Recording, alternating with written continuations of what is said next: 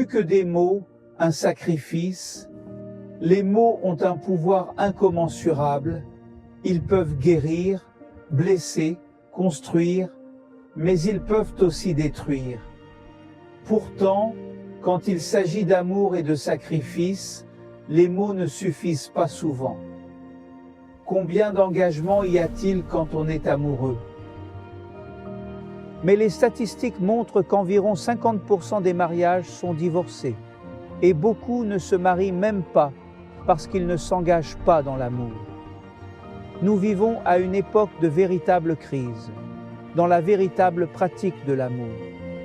Lorsque nous parlons d'amour, cela nécessite quelque chose de plus profond, quelque chose qui dépasse les lèvres, quelque chose qui résonne à l'intérieur et se reflète dans l'action.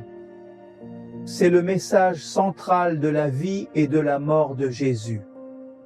Jésus est venu dans le monde avec un message révolutionnaire, un message d'amour inconditionnel, de pardon et de dévotion, pas seulement des paroles et des sacrifices.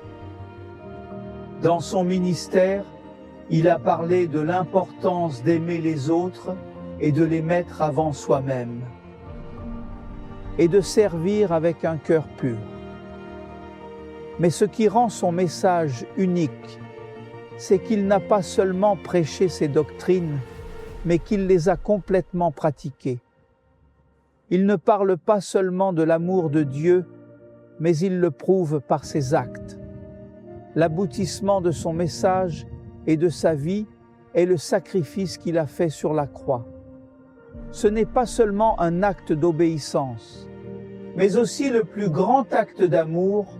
L'humanité connaît la mission de Jésus, qui appelle au sacrifice dès le début de son ministère. Et Jésus sait que sa mission sur terre n'est pas seulement de prêcher ou de guérir les malades, même si ses paroles sont remplies de vie, d'espérance et de force et transforment des vies. Il savait aussi que sa vie devait payer pour les péchés de l'humanité.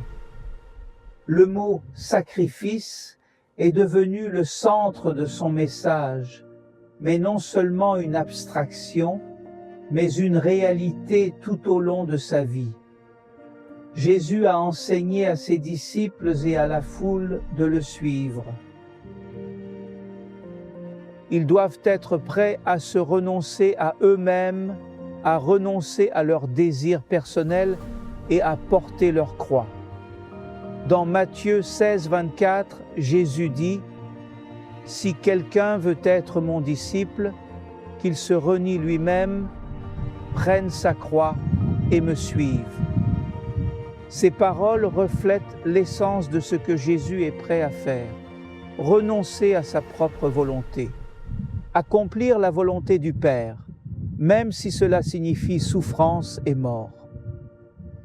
Mais la véritable échelle de ce que Jésus a demandé ne peut être comprise que dans son dernier sacrifice. Abandonner sa décision pour l'amour. La décision de Jésus de monter sur la croix fut l'une des plus difficiles de sa vie. Il sait ce que signifie l'humiliation. Souffrance et mort.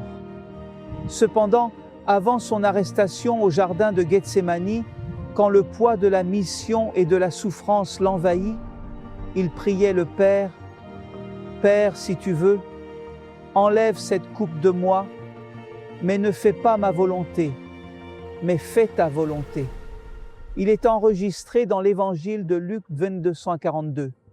Cette phrase montre la lutte intérieure de Jésus. En tant qu'homme complet, il voulait éviter la souffrance, mais son amour pour l'humanité était supérieur à ses désirs personnels. En ce moment douloureux, il a décidé de donner sa vie pour nous, en toute confiance dans le plan de Dieu pour le salut du monde. Jésus n'a pas seulement prêché l'amour, il l'a vécu jusqu'à la fin. Au lieu de chercher sa propre sécurité ou son confort, il a choisi le sacrifice. Il décida que sa vie serait abandonnée par ceux qui ne le méritent pas.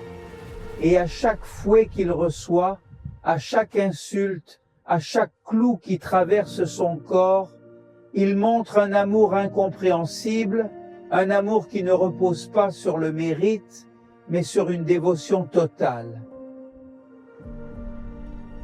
La crucifixion, le sacrifice suprême, la croix est le symbole du sacrifice par excellence. Jésus n'est pas seulement mort en martyr, il n'est pas seulement victime d'un système corrompu, il s'est volontairement rendu pour atteindre le but du salut de l'humanité. Chaque instant de sa crucifixion était une manifestation tangible de son amour et de son obéissance envers le Père. Dans cette action, la croix est devenue un lieu de réconciliation où le fossé entre Dieu et l'homme est comblé pour toujours. Dans les dernières heures de sa vie, Jésus a prononcé des mots qui révèlent l'ampleur de son sacrifice. Le plus célèbre d'entre eux est terminé. Il a été enregistré à San Juan en 1930. Avec ces paroles, Jésus proclame que sa mission est accomplie, que son sacrifice est accompli, suffisamment pour couvrir les péchés du monde. Il n'y a rien d'autre à faire. Le prix de la rédemption a été payé. Sa vie donnée sur la croix est la solution ultime au péché, et par son sacrifice. Il nous donne la possibilité de restaurer notre relation avec Dieu, un sacrifice incommensurable. Imaginez un père qui a un jeune fils qui a désespérément besoin d'une greffe cardiaque. Le père est le seul compatible. Pardonner à votre cœur est un processus si risqué que vous pourriez perdre votre vie en essayant. Le père est confronté à une décision difficile entre sauver son fils au prix de sa propre vie ou ne rien faire. Sans hésitation, le père a décidé de se sacrifier dans le processus. Sa vie a été perdue, mais le fils a reçu une nouvelle chance de vie. Cela reflète ce que Jésus a fait pour nous. Il ne prêche pas seulement l'amour, il ne dit pas seulement « aime ton prochain ». Il s'est complètement abandonné pour nous sauver, même au prix de sa vie. Il a payé le prix de nos péchés, une dette que nous ne pouvons pas payer. Leur sacrifice est réel et tangible, laissant une marque dans l'histoire de l'humanité qui ne sera jamais effacée et appellera à l'action. Le sacrifice de Jésus exige que nous prenions des décisions.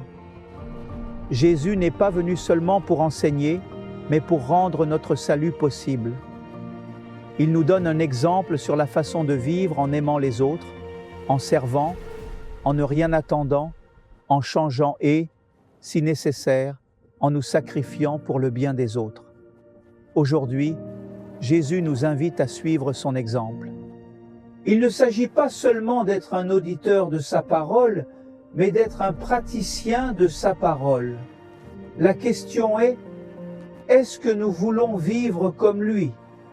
Sommes-nous prêts à faire plus que simplement parler d'amour, mais à vivre dans la vie par un véritable sacrifice? Chacun de nous a l'occasion de répondre au sacrifice de Jésus.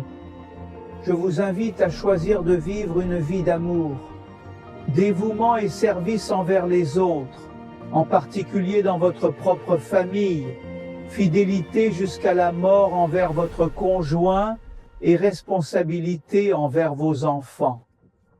La croix de Jésus n'est pas seulement un symbole du sacrifice, mais aussi un appel à vivre de la même manière aujourd'hui lorsque nous contemplons le sacrifice de Jésus. Décidons de répondre avec nos vies, d'aimer les autres comme il nous a aimés, de le suivre chaque jour en prenant notre croix. Qu'est-ce que tu décides? Je vous invite à suivre un cours biblique gratuit au pied de Jésus pour en apprendre davantage sur la vie et les valeurs de Jésus et être en mesure de suivre son exemple. Vous pouvez postuler pour le cours sur le site www.labibliatienerazon.org. Je vous invite à participer au prochain thème, aussi l'amour qui vaincre la mort. Que Dieu vous bénisse.